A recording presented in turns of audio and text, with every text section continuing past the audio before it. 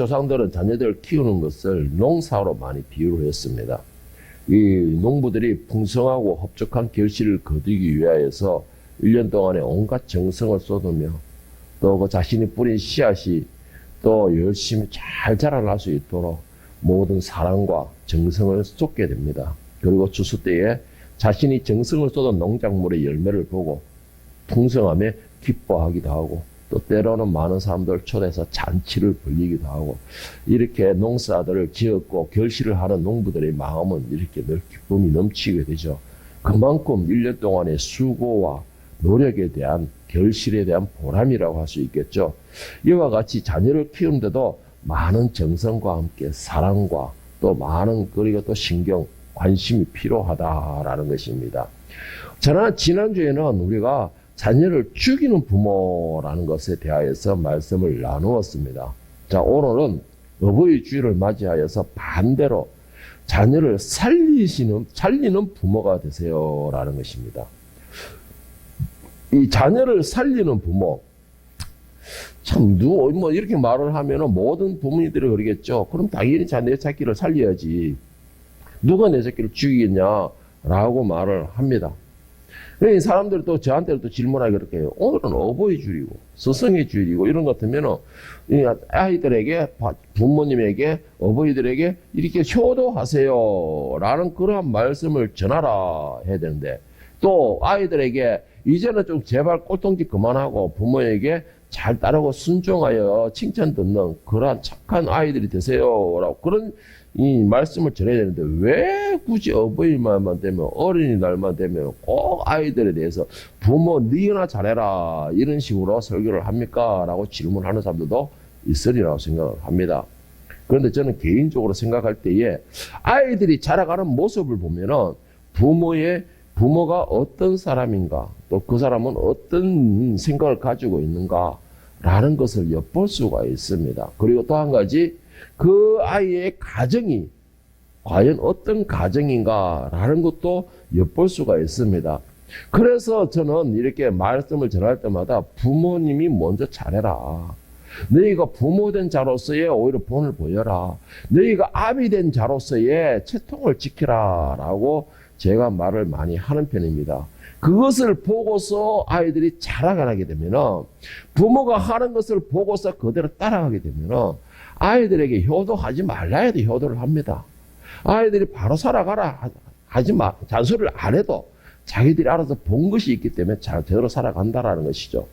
여러분, 이 가정교육, 그 부모로서의 가장 모범이 되는 분이 누구냐면 바로 하나님이십니다. 우리는 하나님을 아버지라고 그러시고 아버지라고 그러고 있고 하나님은 우리를 자녀라고 말씀을 하셨습니다.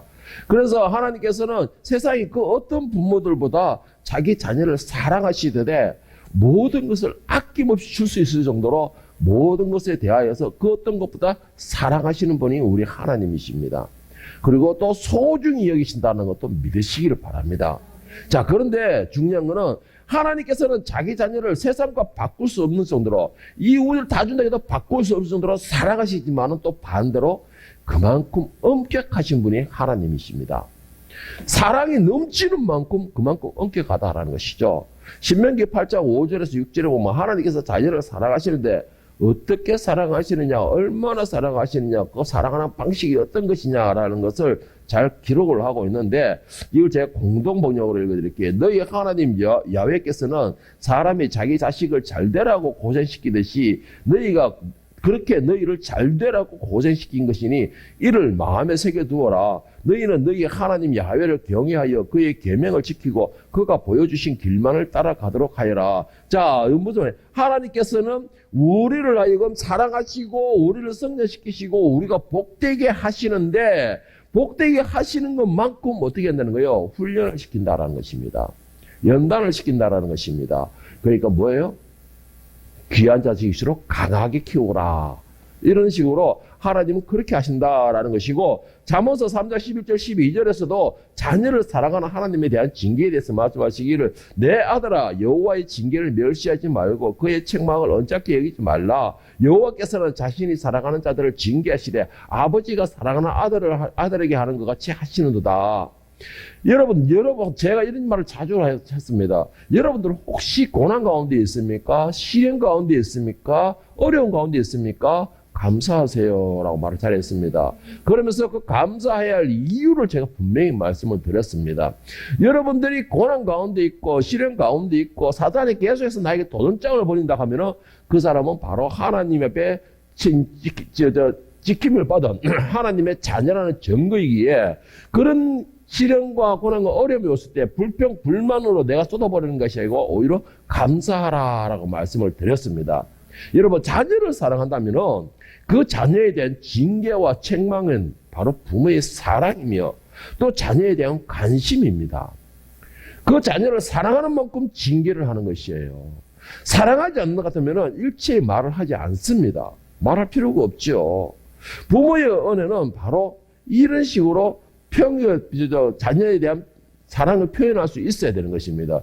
자녀를 사랑한다, 나는 사랑한다, 말로 사랑한다면서 그냥 뭐 어떤 짓을 하든 간에 놔둔다, 버려둔다라는 것은 바로 그 자녀를 죽이는 것과 같은 것입니다.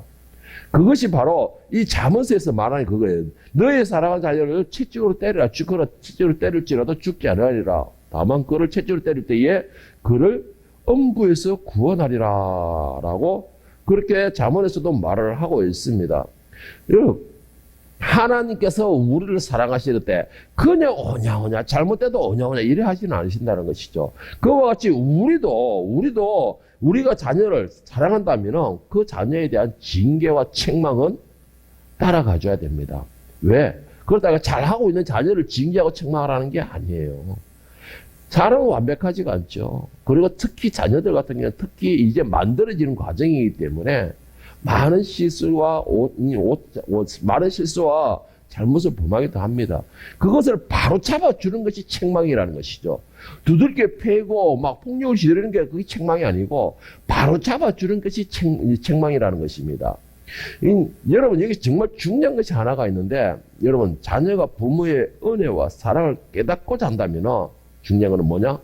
부모가 먼저 본이 되어야 한다라는 것입니다. 부모가 먼저 본이 되어야 된다라는 것이고, 또 자녀를 사랑한다, 내가 너를 사랑한다라는 그러한 희생을 한다라는 것을 느낄 수 있게끔 보여줄 수 있는 부모가 되어야 되는 것입니다. 그것이 가장 중요한 것이에요. 그런데 우리는 그렇게 하지를 못하고 있죠. 물론 이렇게 말하고 있는 저도 똑같습니다. 저도 최선을 다해 노력하고 열심히 달려가고 있지만은, 그리고 보여주려고 하고 있지만은 보여주지도 못할 때도 많이 있죠. 그러나 분명한 것은 내가 부모로서 하나님께 맡은 그러한 본분을 감당하기 위해서 때로는 듣기 싫어도 책망을 하기도 하고 잔소리를 하기도 하고 이렇게 하는데, 여러분, 그러니까 그것보다 먼저 본이 되어줘야 되는 것입니다. 부모라는 것은. 오늘 본문의 말씀에는 바로 가나안 여인이 나옵니다. 이 가나안이라는 것은 이방인들이죠. 사마리아 이방인들이 가나안 땅 전체가 이 가나안 땅인데, 자, 이 가나안 땅이 바로 이방인들입니다. 왜 제가 이방인들을 강조하냐면, 유대인들은 이방인들을 짐승 취급을 했어요. 자기들은 선민이고 자기들은 구별된 하늘의 사람 백성들이기 때문에 그 외의 사람들은 거의 짐승 취급을 했습니다. 자, 그런데 오늘 이 여인은 바로 이 가나안 땅 이방인이었다라고 말을 하고 있습니다.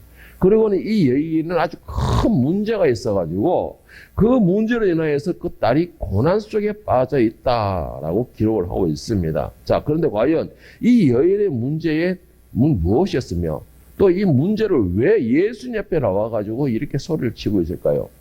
그 이유는 한 가지 이유입니다. 이 여인이 가진 가장 큰 문제, 가장 큰 시련, 이것을 해결할 수 있고 이 답을 가진 분은 오직 예수님 한 분밖에 계시지 않기 때문이라는 겁니다. 예수님 한 분밖에 자기가 가진 이 문제를 해결할 수 있는 방법이 없기 때문에 예수님 앞에 나와서 자꾸 귀찮게 그러는 겁니다. 오늘 본문 말씀 마태복음 15장 21절 23절을 다시 한번 보겠습니다. 예수께서 거기서 나가서 두로와 시돈 지방으로 들어가시니 가나안 여자 하나가 그 지게에서 나와서 소리질러 이르되 주 다윗의 자손이여 나를 불쌍히 여기셔서 내 딸이 흉악하게 귀신 들리나이다 하되 예수는 한 말씀도 대답하지 아니하시니 제자들이 와서 청하여 말하되 그 여자가 우리 뒤에서 소리를 지르오니 그를 보내소서. 여러분 여기에서 가보면 23절 말씀에 나와있는 보면은 제자들이 와가지고 청하여 말하되 그 여자를 보내소서라고 말을 하는데 그러면 귀찮아서 보낸다는 말일까요? 아니면 시끄러워서 보낸다는 말일까요? 여러분 이 말씀을 보면서 조금 뭔가가 조금 이상하지 않았을까요? 아니 예수님은 그러다 많은 사람들을 이방인 하다못해 사마리아 여인에게도 쫓아가가지고 거기서 복음을 전하고 그 영혼들을 구원하시는 그러한 엄청난 사랑이 풍부한 분인데 왜 이 여인이 그렇게 소리를 지름에도 들어젖도 안 하고 얼마나 안 들어졌으면 제자들이 와가 제발 저 여인 보내소서라고 말을 했느냐라는 것이죠. 그런데 여기서 23절의 마지막 부분에 그 여자가 우리 뒤에서 소리를 지르오니 그를 보내소서라는 이 말을 우리 뒤에서 소리를 지르는 이 말을 쉬운 성경에서는 어떻게 해석을 기록하고 있냐면은 쉬운 성경에서는 우리를 따라다니면서 소리를 지르고 있습니다라는 겁니다. 그러니까 오늘 본문 말씀에서는 그 여자가 우리 뒤에서 소리를 지르오니 그냥 소리를 지른다 이 말은 어떻게 가만 서가지고 지나가는 예수님 앞에 소리를 지른다 이 말이 될 수가 있는데 그런데 공동문에서는 우리를 쫓아다니면서 소리를 지르고 있다는 거예요. 쫓아다니면서 예수님을 그러니까 예수님이 이를 쫓아다니면서 소리를 지르고 있다는 겁니다. 여러분 여기서 왜 제가 이 말씀을 가지고 자꾸 이야기를 하느냐 이 지금 예수님이 계시는 곳에서는 예수님 혼자와 12제자만 있는 것이 아니라는 것입니다. 수많은 유대인들이 있었어요. 수많은 유대인들이 있었습니다. 제가 볼 때 통계적으로 뭐 500예, 400예, 500예 뭐 하고 그리고 이 떡 7개와 700 물고기 2마리 700여로 역사하고 이런 것 통일대로 봤을 때에 그리고 예수님께서 이렇게 말씀 전하는 그 광야를 서했을 때 예수님이 가는 곳에는 최하 수천에서 수만 명이 움직인다는 것이에요. 예수님이 가시는 곳에는. 그런 가운데서 지금 그 가운데 대부분 많은 사람들이 유대인이 있을 것입니다. 물론 이방인들도 있었겠지만 유대인들이 대부분이었을 것이에요. 그런 가운데서 유대인들은 이방인들을 짐승 취급한다고 그랬습니다. 그런 가운데서 예수님이 들은 척도 안 했다라고 말을 할 때는 최소한 한동안은 들은 척도 안 했다는 뜻입니다. 한동안은. 그리고 또 한 가지 한동안 들은 척도 안 하면서도 그러겠다는 건 이 여인은 그 예수님이 대답할 때까지 쫓아다녔다는 것이에요. 쫓아다녔다는 것입니다. 그리고는 소리를 질렀다라는 것입니다. 사도 바울과 실라가 복음을 전하러 갈 때 귀신 들린 여자가 와가지고 저 사람은 하나님의 거룩한 자녀요 종이요 하고 소리를 지르니까 사도 바울이 어떻게 했답니까? 귀찮아서 시끄러워서 귀신을 쫓아보냈다 그랬어요. 그것 때문에 바울과 실라가 감옥에 들어갔죠. 그와 같이 오늘 예수님께 이 여인이 쫓아다니면서 소리를 지르고 있다는 겁니다. 그런데 예수님은 어떻게 하고 있다는 것이에요? 23절에 어떻게 하겠다 했습니까? 예수는 한 말씀도 대답하지 아니하시니 오직 귀찮았으면 오죽했으면 뒤에 뭐래 제자들이 와서 그 여자가 우리 뒤에서 소리 지르니 그를 보내소서 쫓아버리소서 말을 할 정도로 여자는 계속해서 쫓아다녔다는 것입니다. 왜 그랬을까요? 왜 이렇게까지 쫓아다니고 있을까요? 왜 그 많은 사람들이 거기서 운집하고 있고 예수님을 만난다는 보장도 할 수 없고 그리고 예수님이 내 말을 들어준다는 그런 장담도 할 수 없는 그런 상황에서 왜 이 여자는 계속해서 쫓아다닐까요? 사람들이 그 제자들이 제발 시끄럽게 쫓아보내서 말할 정도면은 다른 사람들도 많이 말을 했을 것입니다. 야단도 쳤을 것이에요. 때로는 힘도 썼을 것입니다. 분명히 그럴 것이에요. 그럼에도 이 여인이 왜 이 예수님을 그렇게까지 쫓아다니면서 소리를 지르고 있을까요? 사람들이 그렇게까지 위협을 하는데도 22절을 보면 나를 불쌍히 여기소서 내 딸이 심각하게 귀신 들린나이다. 자, 한마디로 말하면 이 여인은 자기 딸을 살리기 위하여서는 어떤 것도 보이지가 않는 것입니다. 어떤 소리도 들리지가 않는 것입니다. 이 여인의 마음과 온 생각과 모든 눈과 목표는 오직 예수님 한 분만을 향하고 있는 것이에요. 어떻게? 예수님이 내 부름에 뒤돌아봐 줄 때까지. 내가 부르짖는 소리에 무엇 때문에 왜 불렀냐 그 음성을 들을 때까지 쫓아다니면서 부르는 것입니다. 오직 그 한 가지밖에는 그렇기 때문에 주변에서 어떤 말을 하든 그 소리는 들리지가 않는 것이에요. 이 여인에게는. 세상에 많은 부모들이 자기 자녀를 사랑한다고 말을 하고 있습니다.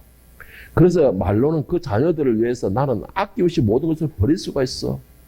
또 때로는 뭐예요? 내가 자녀들을 위하여서 내가 못할 일이 없어.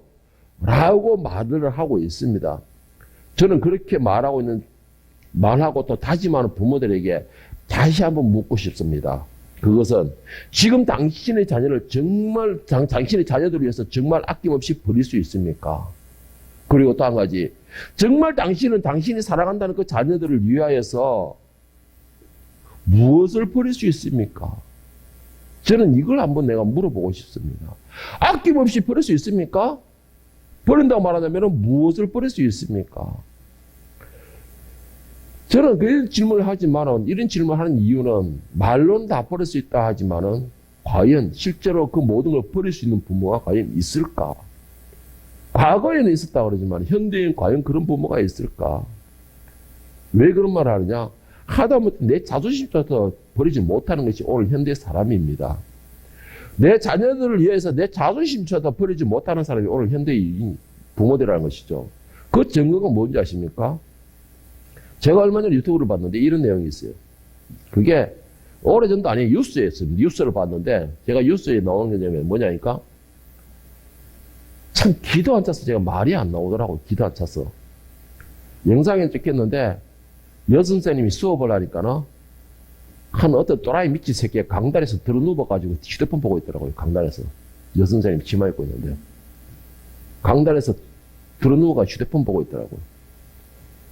그러니까 이제 이 가르치는 칠판이면 강단 있죠. 저기서 들어 누워 있는 거예요. 그리고 한 놈은 어떤 놈인지 아세요? 선생님이 여선생님인데 옷을 벗고서 수업을 하고 있는 거예요. 옷을 벗고서. 내가 이것을 보고서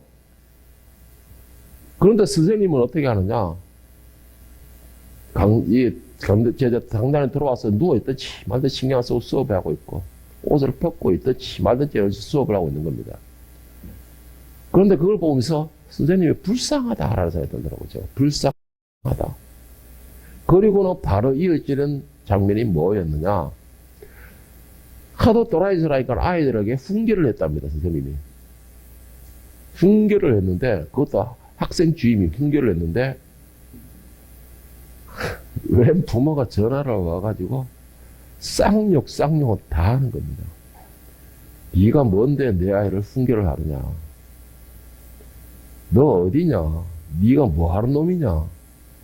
쌍욕을 한 거예요, 그 부모가. 무엇을 버릴 수가 있죠? 부모가 무엇을 버릴 수가 있습니까?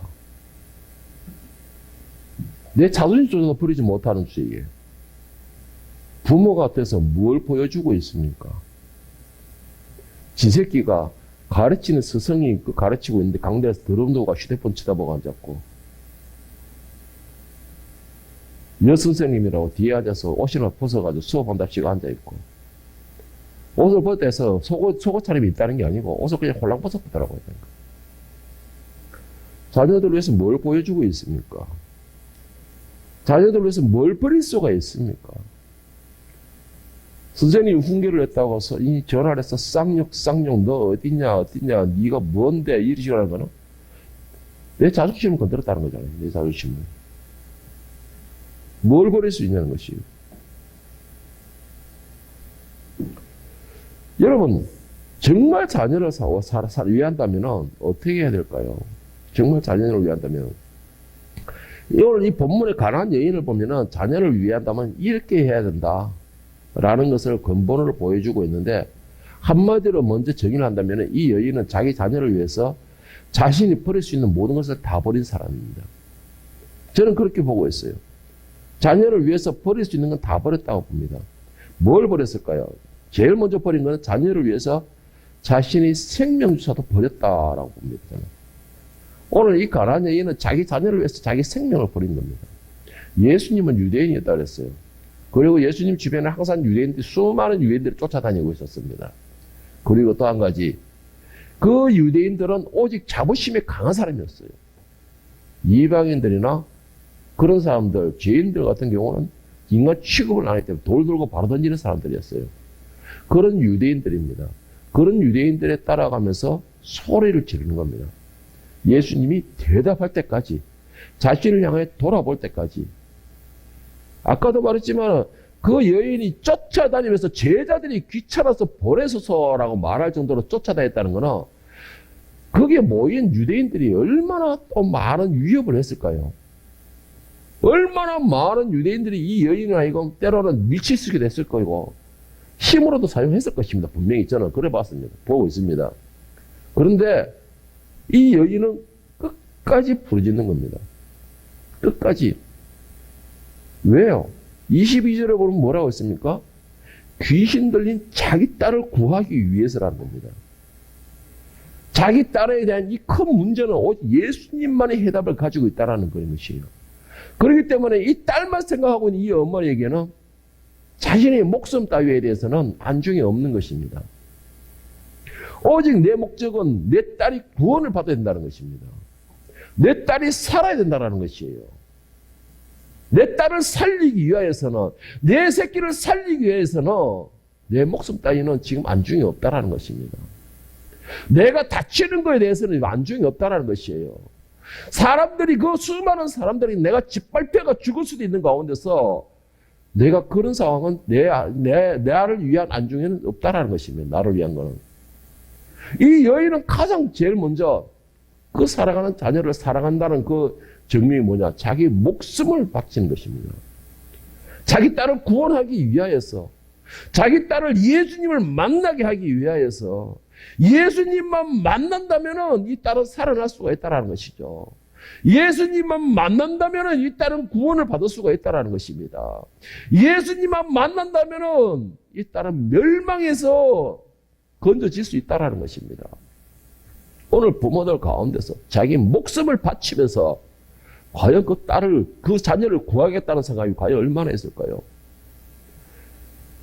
정말 제가 왜 어버이날만 되면, 어린날만 되면 부모 네가 잘해라 그러잖아. 어버이가 되어서, 부모가 되어서, 선생들한테서 큰 소리 치고 자존심만 세울 줄 알아야지. 자식들이 무슨 생각을 가지고 있는지, 어떤 고통을 가지고 있는지, 어떤 고민을 가지고 있는지를 얼마나 아느냐는 것이에요. 자기 자신을 목숨처럼, 자기 자녀를 목숨처럼 아낀다 하면은 자기 자녀가 표정만 봐더라도, 아, 저 자녀가 무슨 일이 있구나, 무슨 문제가 있구나를 알아야 됩니다. 거기에서 관심이 없으니까는 그 자녀가 죽는 현상이 일어나잖아요. 자살의 현상이 일어나잖아요.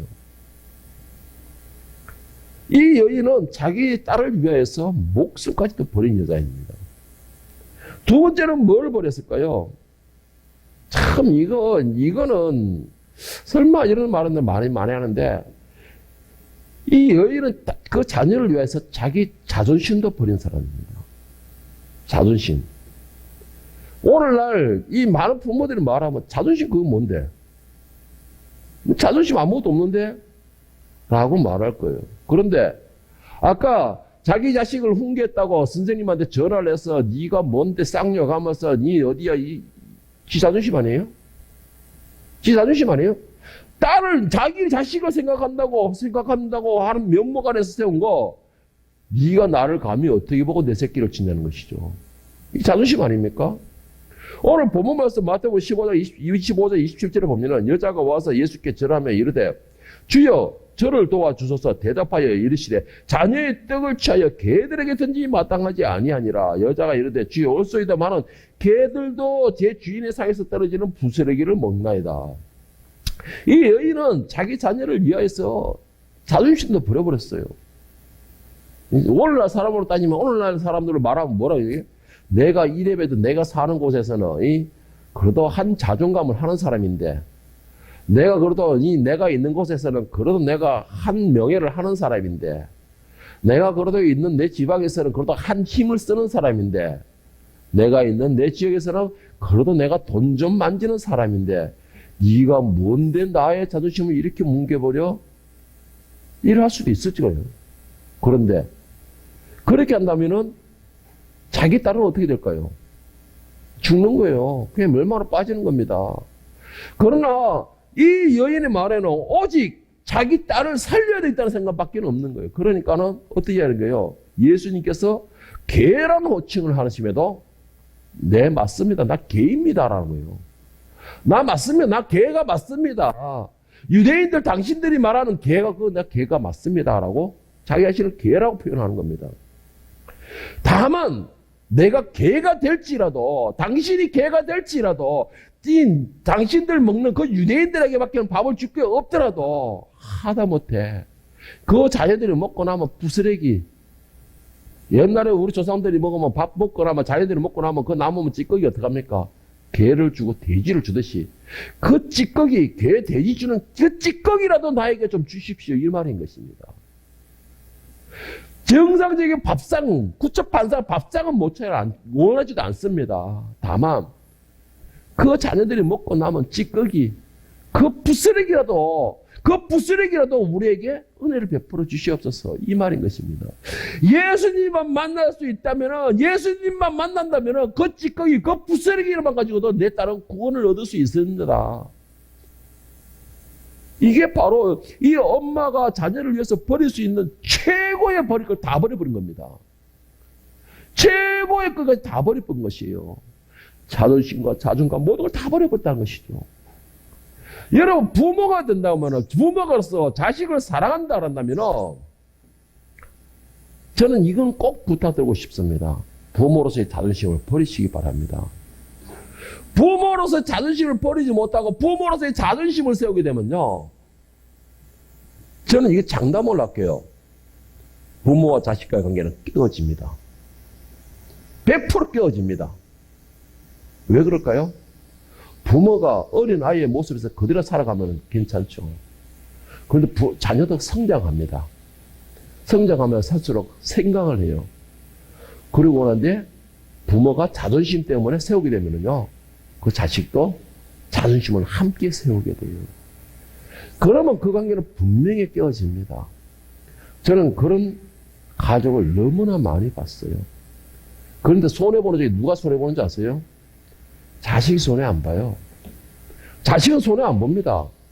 부모가 손해를 봐요. 어떻게 손해봅니까? 보고 싶은데, 안고 싶은데, 어떻게 하면 궁금한데, 자존심 때문에 연락을 못 하는 거예요. 자존심 때문에 연락을 못 하는 겁니다. 그럼 손해가 누구예요?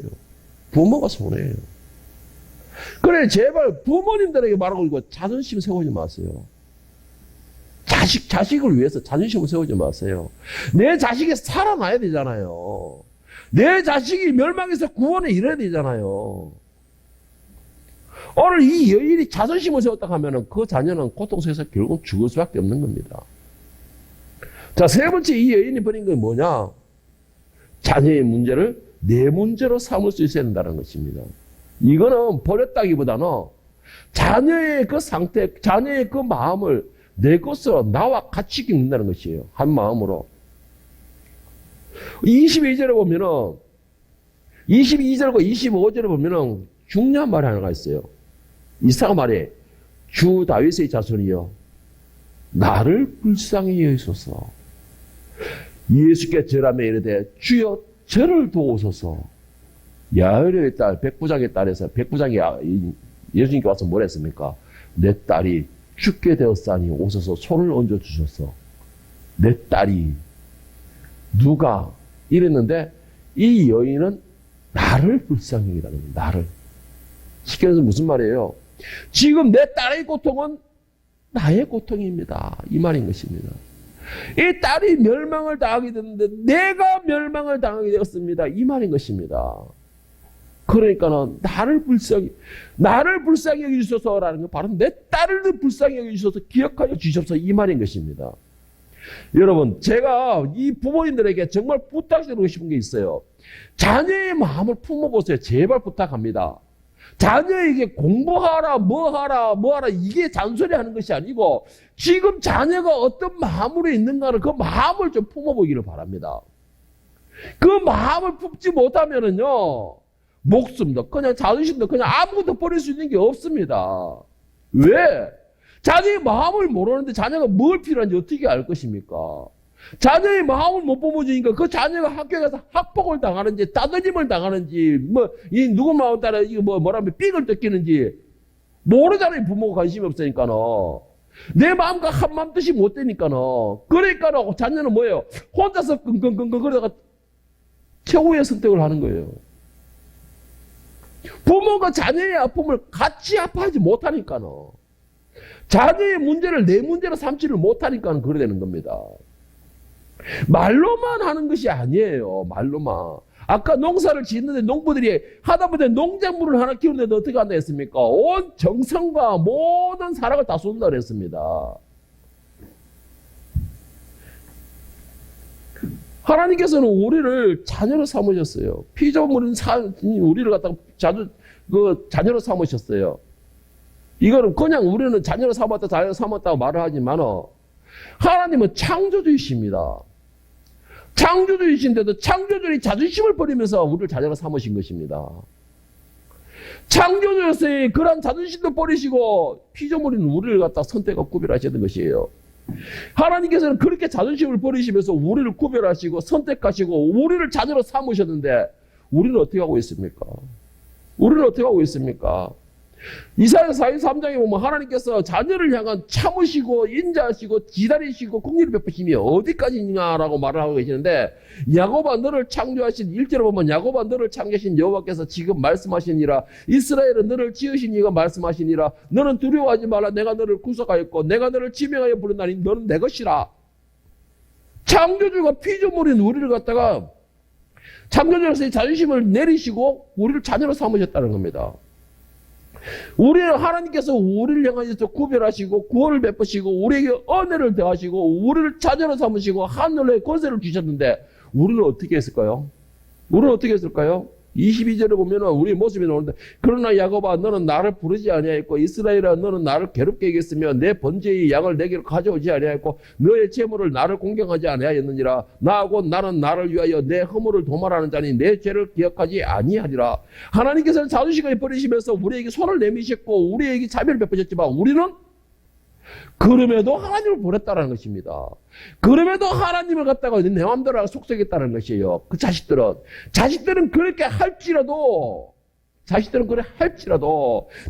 부모에 대해 반항하고 부모를 찾지 아니하고 자식들은 부모에게 계속 대적을 할지라도 하나님은 어떻게 하신다는 것이에요? 25절에 나하고 나는 나를 위하여 내 허물을 도말하는 자니 내 죄를 기억하지 그렇게 기다리신다는 겁니다. 그러다 기다리신다는 겁니다. 참고 인내하고 사랑으로서 자존심도 내려놓고 하나님은 기다리신다는 거예요. 그게 부모예요, 여러분. 그게 부모예요. 자존심을 살려놓고 그 자녀의 마음을 품지 못하면은 결국은 부모가 그 자녀를 위해서 생명을 못 바칩니다. 모든 걸 아낄 수밖에 없어요. 그 마음을 품지 못하고 그 자녀의 자녀를 내서 자존심을 살린다면 돈도 못 버려요. 명예도 못 버립니다. 내가 가진 거 뭐 하나도 못 버려요. 오늘 현대의 자녀들이 왜 저렇게 됐습니까? 이 부모들이 버릴 거를 버리지 못하기 때문에 이런 현상이 벌어진 겁니다. 자녀들 위해서 버리지를 못하기 때문에 그러는 것이에요. 다만 말로만 자녀를 위해서요. 말로만 내 아들을 위해서. 말로만 내 새끼를 위해서. 가장 중요한 게 뭔지를 모르는 거예요. 부모들이. 그 가장 중요한 게 뭐예요? 자녀의 마음을 내가 품어보는 것입니다. 자녀의 그 심정을 내 심정으로, 내 상경으로, 내 상황으로 안는 것이에요. 그것이 안 되면 돈이 최고다 생각하고 있습니다. 명예가 최고라 생각하고 있어요. 내가 돈을 물려주면 그게 최고라 생각하고 있고 명예를 물려주면 그게 최고라 생각하고 있습니다. 그러니까 오늘 망나니들만 나오는 겁니다. 그러니까 망나니들만 보고 나오는 거예요. 자녀들이 그 아버지, 그 부어머리에서 보는 것이 뭡니까? 그것만 보고 자랐기 때문에. 말씀을 정리하겠습니다. 부모님들, 입으로만 자녀가 가장 소중하다 말할 것이 아니라 자녀를 위해서 나는 과연 무엇을 버릴 수 있나 한번 깊게 생각해 보길 바랍니다. 내가 무엇을 버릴 수가 있나? 저는 여러분들에게 버릴 것을 한번 고민해 보고 싶습니다. 정말 자녀를 사랑한다면 내가 소중히 여기는 것부터 먼저 버리시길 바랍니다. 그 소중히 여기는 것이 무엇이 있을까요? 자녀를 위한다는 명목으로, 자녀를 위한다는 그 이름으로 물질의 욕심을 먼저 버리세요. 물질의 욕심을 먼저 버리시길 바랍니다. 그리고 자녀들을, 내 아이들을 위한다고 치고 세우는 내 자존심 특히 버리시기 바랍니다. 그리고 마지막으로 가장 중요한 것이죠. 너는 내 것이다. 쉽게 말해서 자녀들, 내 아들, 내 딸들은 다 내 것이다라는 소유욕을 필히 버리시길 바랍니다. 자녀는 내 것이 아닙니다. 자녀는 내 것이 아니에요. 내 것이 되는 순간에 뭐가 됩니까? 내 욕심을 차리게 됩니다. 내 것이 된다는 생각, 그 순간부터 그 아이를 인격체가 아니고, 그리고 그 아이는 나의 하나의 분신이고 하나님의 선물이라는 소중함이 아니고 하나의 로봇으로 만들어버려요. 뭐예요? 내 말대로 따라야 돼. 내 명령대로 따라야 돼. 내 생각대로 움직여야 돼. 내 꿈을 네가 대신 이루어야 돼. 로봇으로 만드는 거예요. 여러분, 자녀를 정말 사랑한다면 자녀의 이름으로 내 욕심을 채우는 걸 버리세요. 자녀의 이름으로 내 명예를 채우는 걸 버리세요. 자녀의 이름으로 내 욕망을 채우는 거 먼저 버리세요.